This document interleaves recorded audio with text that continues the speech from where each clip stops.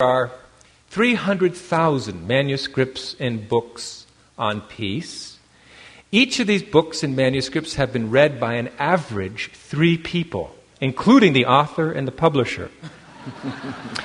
Who wants to read another book, about peace? We want to create peace. There's an actual science of peace, because the field of consciousness is the field of unity, field of bliss, field of peace, on a tangible, palpable, powerful, physical level, millions of times more powerful than the nuclear force, if we can just access it. But consciousness can access it. What we need are more peacemakers who develop their nervous systems to the point where they become lighthouses of peace, radiating peace.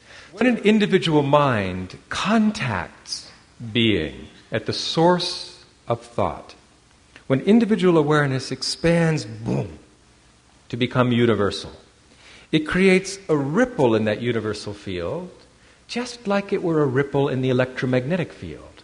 And that ripple propagates in all directions at the speed of light. Just like the electromagnetic field, if you have a broadcasting antenna and you shake the electrons up and down in a broadcasting antenna, that creates a local disturbance in the electromagnetic field, and that disturbance propagates out in all directions at the speed of light. If we have a transistor radio over here with an antenna, that'll cause the electrons in our antenna to shake up and down, and the shaking up and down of the electrons in our antenna is decoded by the transistor radio as music.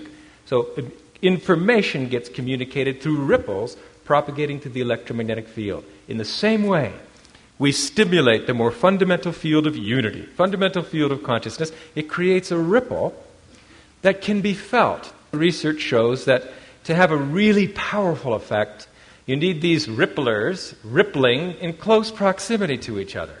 And that creates not a ripple, but a tidal wave of unity, tidal wave of peace, tidal wave of coherence. This coherence, unity, peace, gets communicated through the field of consciousness. That's why it's really important to understand that consciousness is fundamentally a field that we share, that underlies and pervades us all. And amazingly, because the strength of numbers is such, it doesn't take that many people, about this many people, to influence the whole Midwest. And that's because, if you have 2 loudspeakers, like in a boombox, close together, and they're playing monaural sound. That means they're playing in sync. The volume of sound generated by 2 loudspeakers is 4 times the sound of 1 loudspeaker. 3 loudspeakers produces 9 times the sound of 1 loudspeaker if the speakers are close together.